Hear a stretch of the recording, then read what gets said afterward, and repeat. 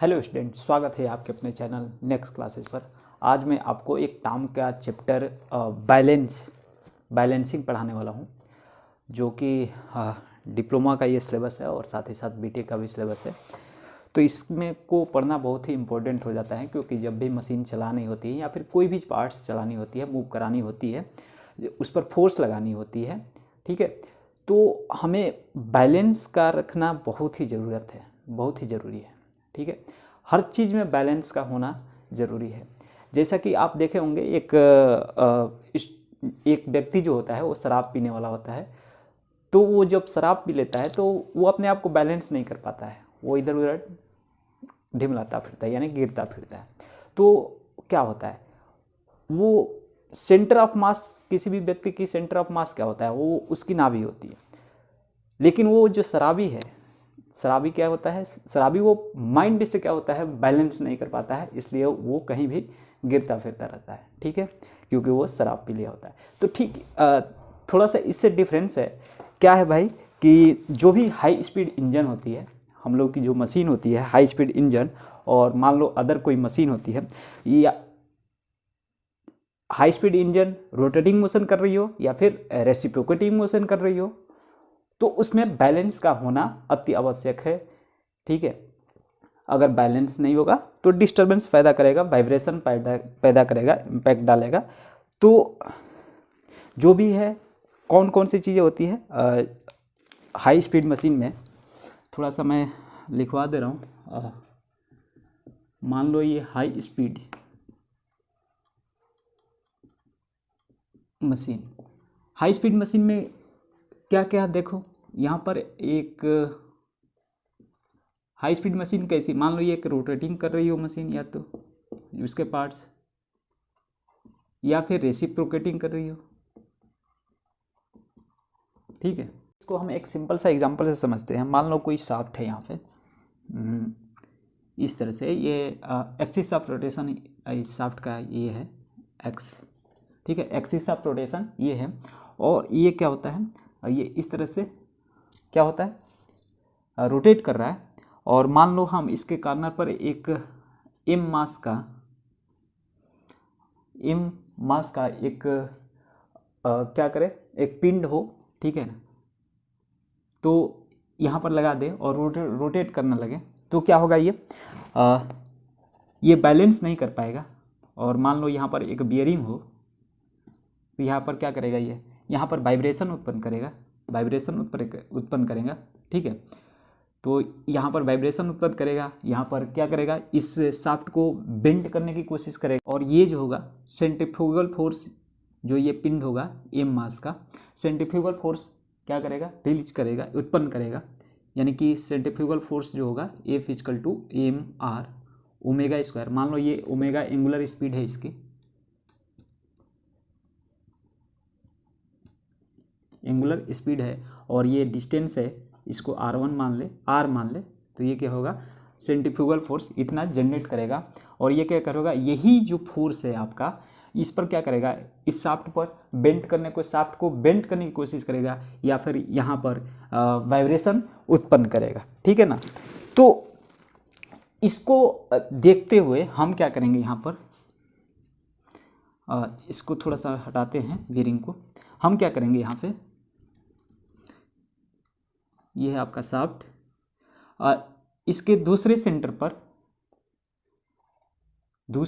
पर इसके opposite side में ये आर डिस्टेंस पे है, ये भी एम मास का है।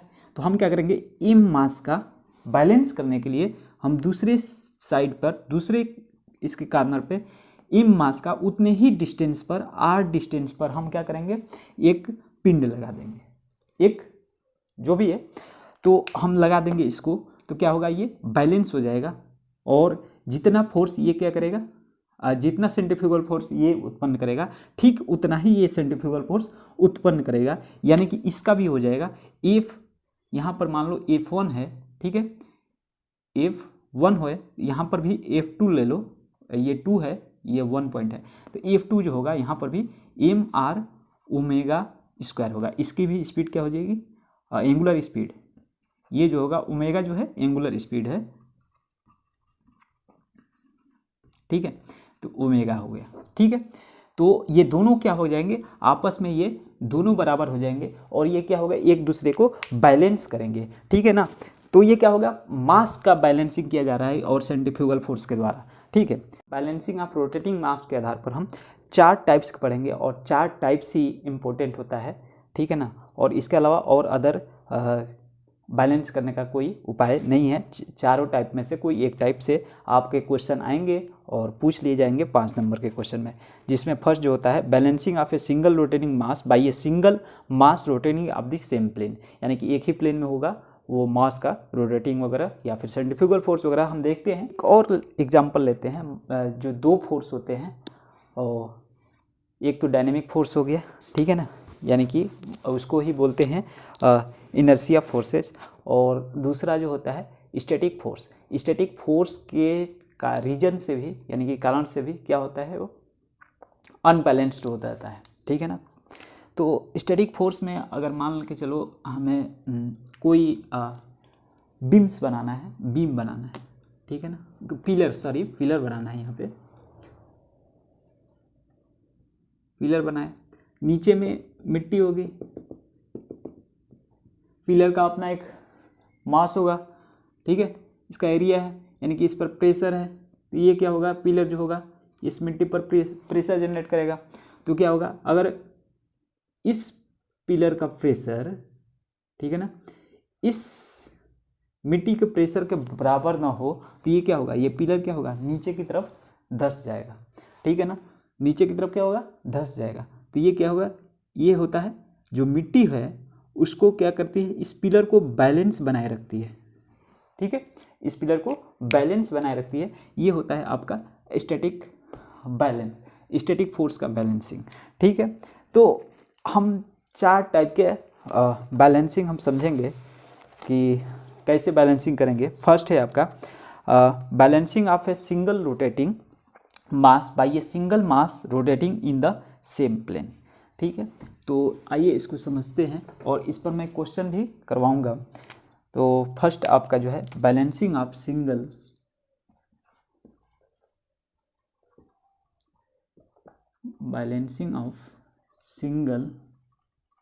ठीक है rotating mass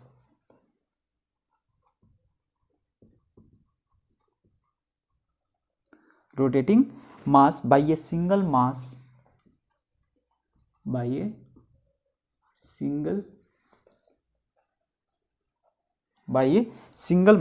rotating in the same plane, by a single mass rotating in the same plane,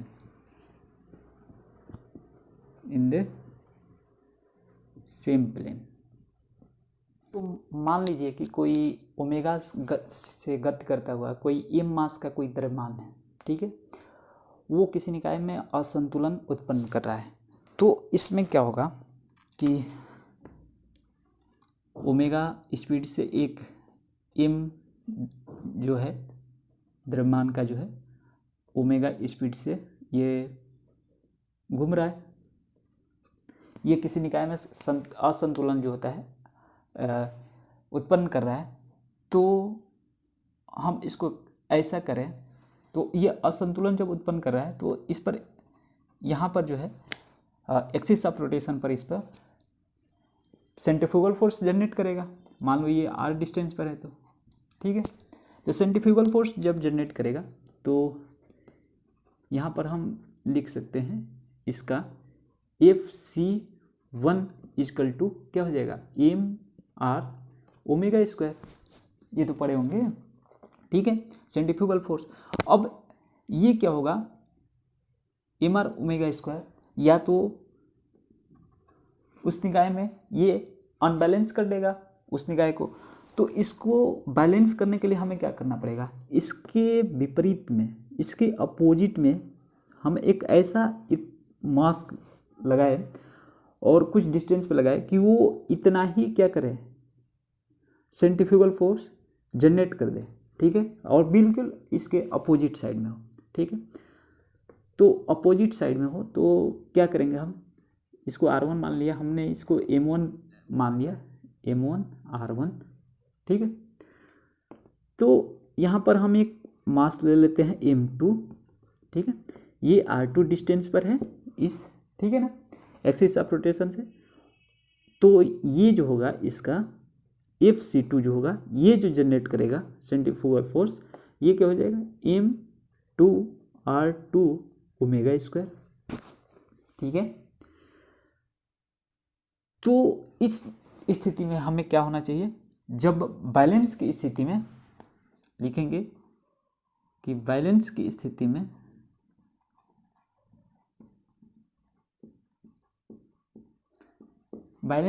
में क्या होगा, FC1 जो होगा FC2 के बराबर होना चाहिए, ठीक है। तभी तो ये बैलेंस करेगा किसी ने कहा, ठीक है ना। ये क्या था, ये इनबैलेंस था, ठीक है, अनबैलेंस था ये। तो अनबैलेंस में हम क्या करें, हमने इसको एक अपना जो M2 मास का R2 डिस्टेंस पर, ठीक है ना, लगा दिया कि ये इससे बैलेंस हो जाए और इतना ही सेंट्रीफ्यूगल फोर्स जनरेट करे, ठीक है ना। तो क्या होगा, दोनों बराबर हो जाएगा, यानी कि M1R1 omega square equal to M2R2 omega square, ये दोनों से कट जाता है। तो M1R1 जो होता है M2R2 के बराबर हो जाता है, ठीक है ना। तो यही होता है centre of mass. Centre of mass में ये इस टाइप्स के पड़े होंगे, कोई निकाय दी हुई होती है और उसमें हम RCM निकालते हैं, ठीक है ना, ठीक है।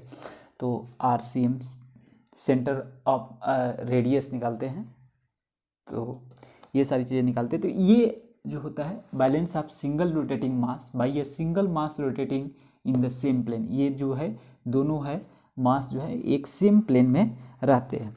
तो आइए इस पर बेस्ड एक क्वेश्चन देख लेते हैं, जो कि बहुत ही सिंपल सा क्वेश्चन है। तो इसको मैं मिटाता हूँ और क्वेश्चन मैं आपको नोट करवाता हूँ कि क्वेश्चन क्या है। एक क्वेश्चन है, हिंदी में मैं बोल रहा हूँ। 3 kg का एक द्रव्यमान जो है 0.6 मीटर लंबी छड़ की एक सिरे पर लगा है। चलो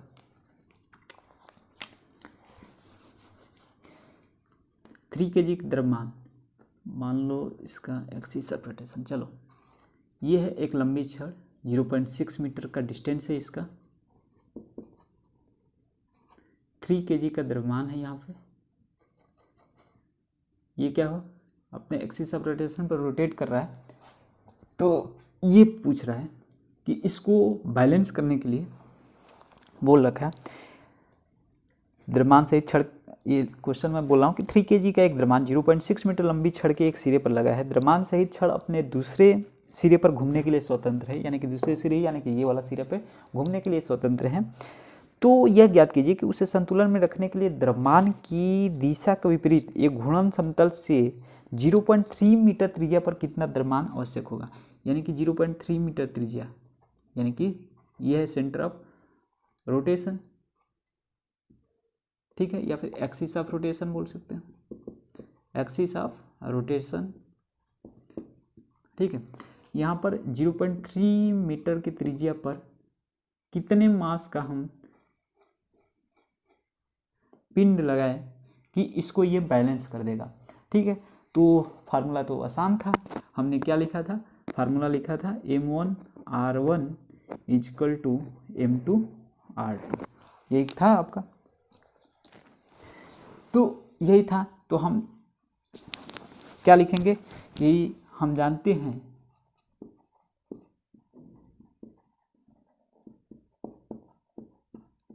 कि इस अवस्था में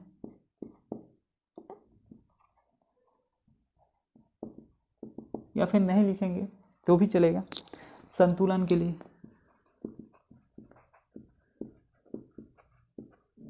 M1R1 इक्वल टू M2R2। तो M1R1 में कौन सा, हम M1 माने R1, तो M1 को ये मान लो 3, R1 इससे क्या हुआ है, एक्सिस ऑफ रोटेशन डिस्टेंस क्या है 6, 0.6। M2 हमें फाइंड करना है, ये है M2, ठीक है, ये है आपका R2, ये है आपका R1, ये है आपका M1, ठीक, इक्वल टू M2 तो है ही नहीं, फाइंड करना है, R2 है 0.3, यानी कि m2 का वैल्यू आराम से फाइंड कर सकते हैं। ये हो जाएगा, ये 10 बार में कट जाएगा, ये हो जाएगा 6, यानी कि 6 kg का हम अगर पिंड हम यहाँ पर लगा दें तो वो क्या होगा, इस निकाय को हम संतुलन में रख सकते हैं। ठीक है। सेकेंड आता है balancing of a single rotating mass by two masses rotating in different planes. यानी कि ये जो था एक ही प्लेन में था ये मास, अब क्या होगा, एक डिफरेंट प्लेन्स में दो मासेज आएंगे, यानी कि single rotating mass by two masses rotating in different plane. ठीक है ना।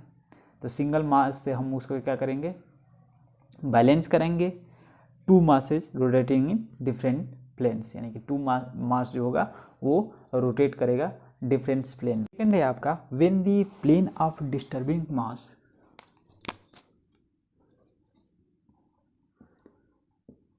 when the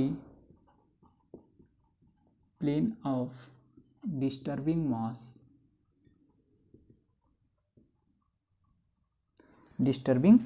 mass lies in between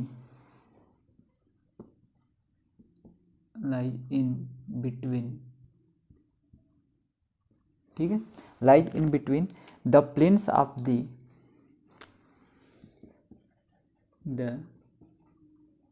planes of the, ठीक है ना, two balancing masses, two balancing masses। ठीक है। इसमें देखो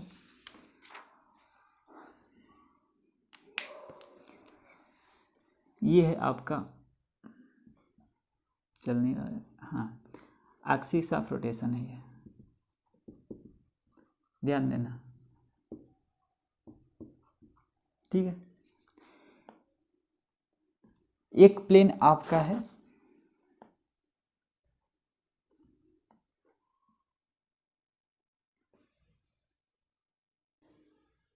एल प्लेन है, ये एल प्लेन में एक एम मास है।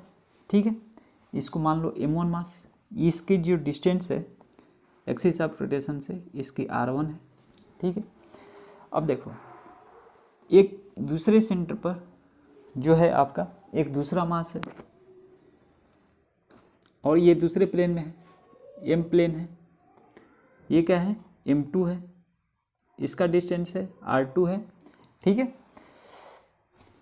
तो when the plane of disturbing mass lies in between the planes of the two balancing masses, ठीक है, m2 है।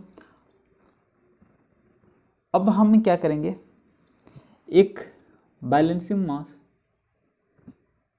मास तो ये हो गया ना, ये वाला, और यहाँ पर एक मास लगा हुआ है इस टाइप से। ठीक है। और ये है आपका m। ठीक है। इसका डिस्टेंस है एक्सिस ऑफ रोटेशन से r है। ठीक है। और ये इससे डिस्टेंस रखता है L1 और ये इससे डिस्टेंस रखता है L2। इतनी बातें समझ में आ रही। ठीक है। तो इसको हम कैसे बैलेंस करेंगे, थोड़ा सा ध्यान देंगे। ये जो इसका जो प्लेन है, प्लेन A है, इसका प्लेन है L, इसका प्लेन है M। ठीक है। तो इसको कैसे करेंगे, इसके द्वारा सेंट्रीफ्यूगल फोर्स कितना जनरेट होगा, इस मास के द्वारा। तो इस मास के द्वारा जो सेंट्रीफ्यूगल फोर्स जनरेट होगा m मास के कारण, ठीक है ना, मास m के कारण सेंट्रीफ्यूगल फोर्स यानी कि Fc। ठीक है। इसे Fc से इंडिकेट कर देते हैं। तो ये क्या हो जाएगा, m r ओमेगा स्क्वायर। ठीक है। तो जो है ये ओमेगा से रोटेट कर रहा है, तो एम आर ओमेगा स्क्वायर हो गया। ठीक है। अब देखो, अब ये क्या करेंगे, ये जो है इसको बैलेंस करने के लिए ये जो दो है, दो चीज़ें ये इक्वल करेगी, तो इसका भी पहले निकाल लेते हैं। मास m1 के कारण FC1, ये भी हो जाएगा M1R1 ओमेगा स्क्वायर। इसी तरह FC3 निकाल लें, ये वाला चीज़, ठीक है। तो M2R2 ओमेगा स्क्वायर। अब देखो इसको बैलेंस करने के लिए क्या क्या होगा, ठीक है, क्या करेंगे हम।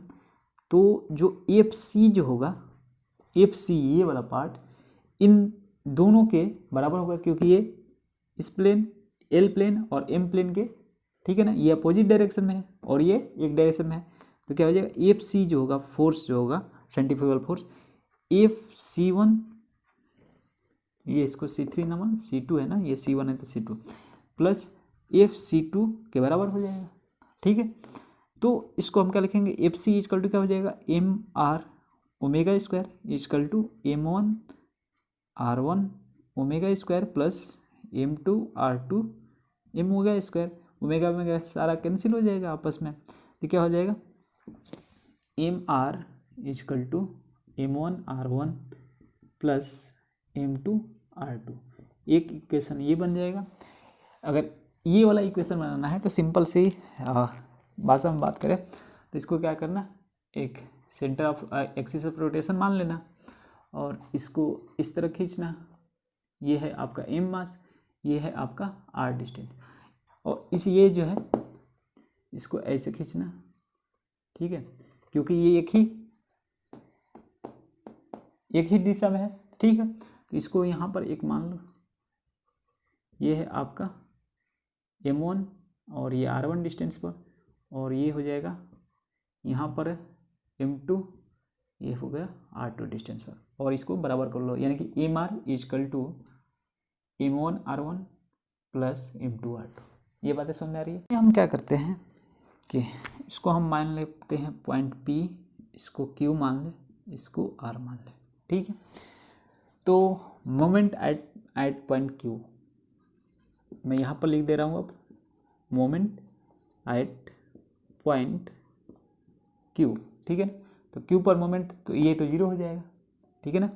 इस पर फोर्स जो है, ये कौन सा फोर्स है भैया, FC1 है ये फोर्स, और यहाँ पर कौन सा फोर्स है, ये है आपका FC है, और ये जो है आपका FC2 है। अरे यही तो है भैया, अरे सिंपल से बना लो ना, ये एक बीम बना लो लाइक एज। यहाँ पर है FC1 FC2 और ये है आपका FC है, ऐसा ही तो बनेगा, ठीक है। तो ध्यान देना, पॉइंट Q पर हमें क्या लेना है, मोमेंट लेना है, यानी कि Q क्या है, ये वाला है, और ये है आपका P, और हमने इसको माना है R। डिस्टेंस वगैरह भी आप देख रही रहे। तो Q पर अगर हम मोमेंट लेंगे तो ये वाला तो जीरो हो जाएगा। अरे FC1 इंटू डिस्टेंस यहाँ से पॉइंट Q से, तो ये तो जीरो डिस्टेंस है ना, तो FC1 जीरो हो जाएगा। ये क्या है, FC यानी कि FC, ठीक है, इंटू डिस्टेंस क्या है भैया, L1 है, यानी कि ये वाला चीज़ है L1। यहाँ से डिस्टेंस लेंगे तो L1 हो जाएगा, ठीक है। ये क्या है आपका, क्लॉकवाइज घूमेगा तो नेगेटिव ले लेते हैं भैया, कोई बात नहीं, माइनस, और इसको ले लेते हैं FC1 इंटू जीरो लिख सकते हैं कि नहीं, ठीक है, माइनस FC इंटू L1। अब देखो इसके बाद प्लस जो हो जाएगा, ये है एंटी क्लॉकवाइज घुमाएगा, तो ये हो जाएगा प्लस, यानी कि FC2 इंटू डिस्टेंस क्या है, ये पूरा डिस्टेंस क्या है, L1 L2, हम इसको पूरा मान लेते हैं, L मान लेते हैं, ठीक है। तो क्या हो जाएगा, L is equal to zero हो जाएगा, ठीक है। तो ये क्या हो जाएगा, जीरो, तो यानी कि FC2 into L is equal to FC into L1, ठीक है। FC इंटू L1, ये वाला एक इक्वेशन बन के खड़ा हो गया। यहाँ से आप निकाल सकते हैं क्या, FC2 डाल लो, चलो डाल लेते हैं। FC2 का वैल्यू क्या है, m2r2 omega square into L equal to F C का वैल्यू क्या है M R omega square into L1।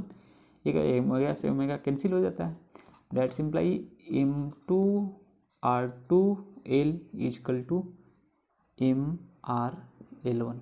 हमें m का वैल्यू पता था, ये वाला हमें बैलेंस कर रहा था, इसको अभी निकालना है, तो हम यहाँ से निकाल सकते हैं क्या, तो m2r2 is equal to MrL1/L।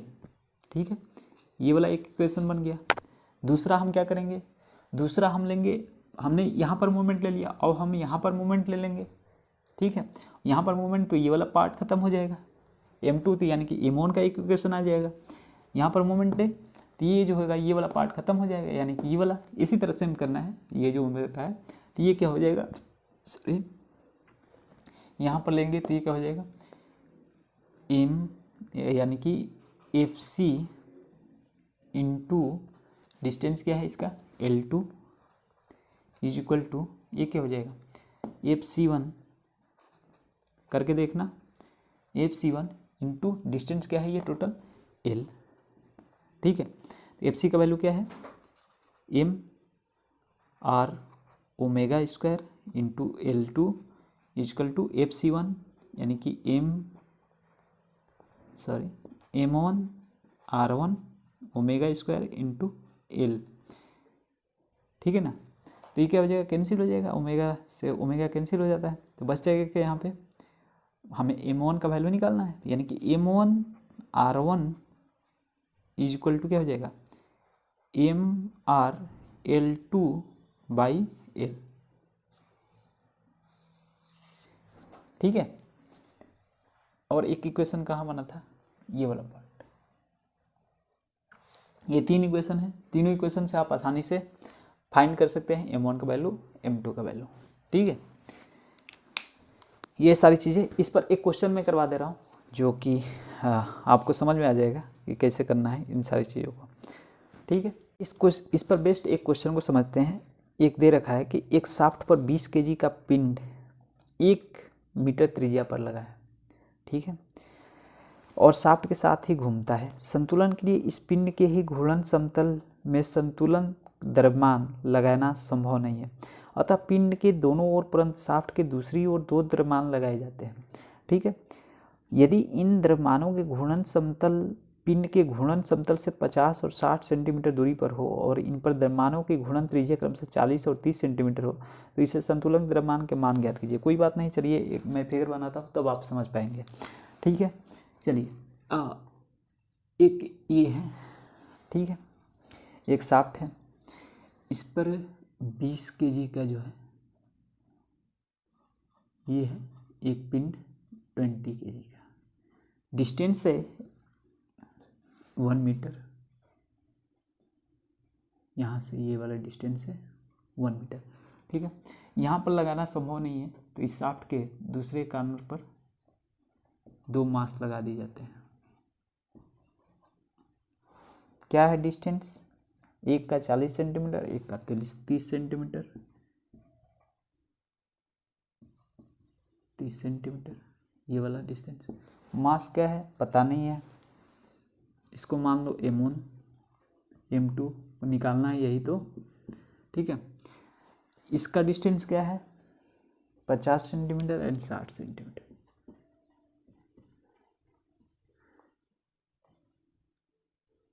ठीक है, इस टाइप के क्वेश्चन है, हमें M1 का वैल्यू ज्ञात करना है और M2 का वैल्यू ज्ञात करना है। तो कैसे ज्ञात करेंगे,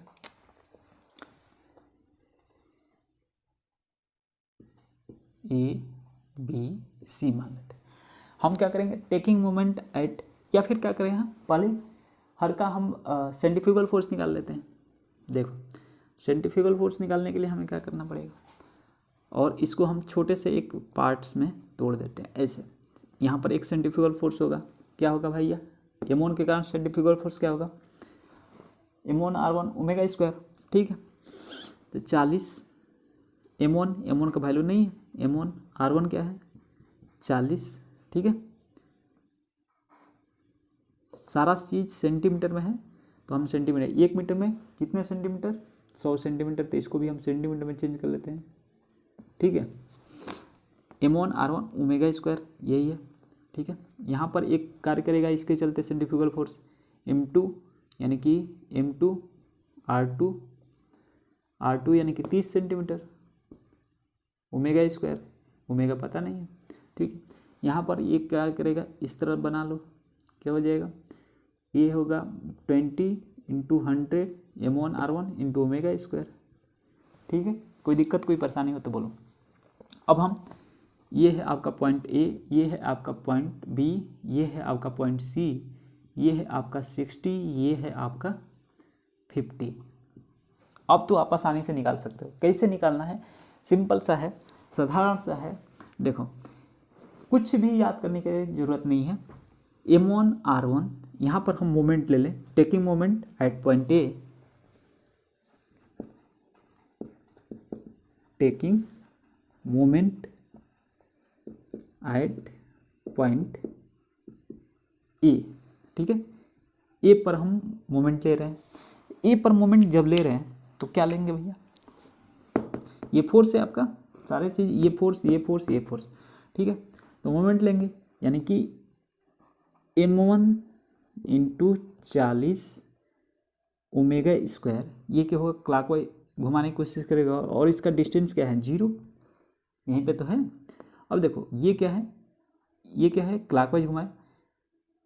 ठीक है, यहाँ से, ठीक है, ये क्या हुआ, क्लॉकवाइज यहाँ से घुमाया, इसको पकड़ लो ना, ये क्या हुआ, क्लॉकवाइज घुमाया, ये क्या हो जाएगा, ये क्या, ये है माइनस, ये भी हो जाएगा माइनस, तो यानी कि 20 into 100 into omega square.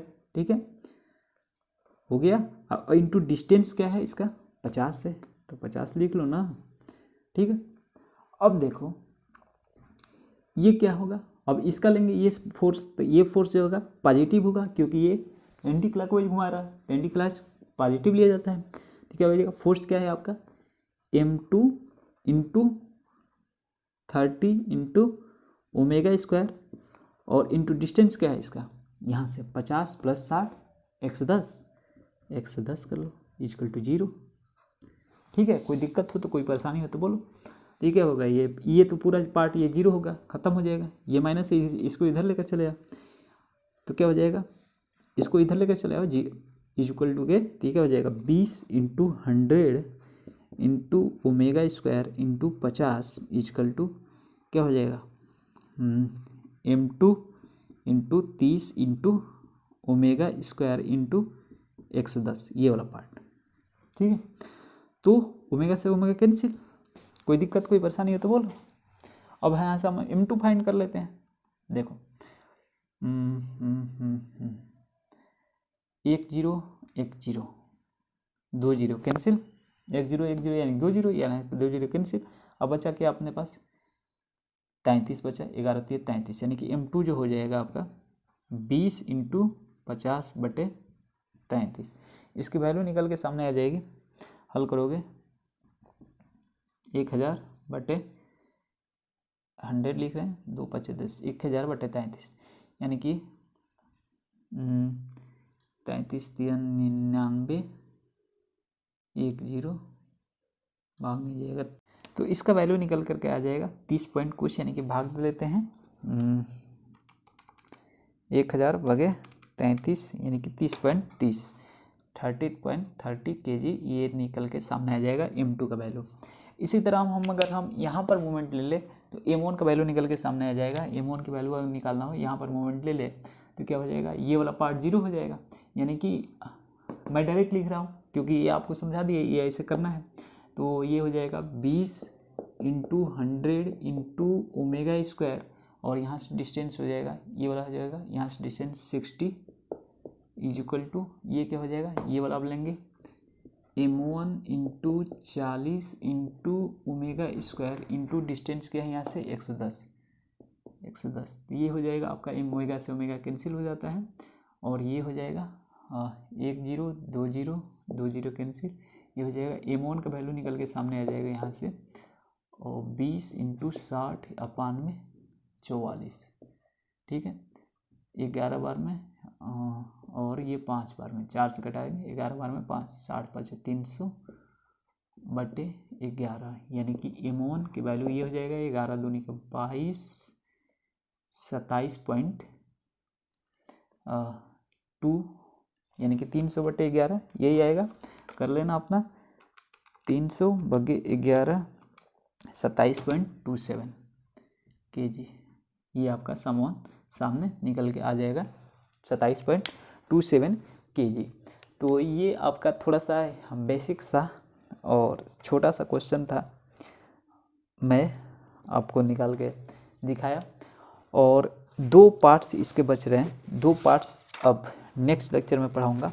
Balancing of, third है आपका balancing of different mass rotating in the same plane, and fourth आपका हो जाएगा balancing of different masses rotating in different plane. ठीक है, तो ये आपके नेक्स्ट लेक्चर में आएगा और इस पर बेस्ट क्वेश्चन आएंगे। ठीक है, तो मिलते हैं नेक्स्ट वीडियो में, तब तक के लिए धन्यवाद, जय।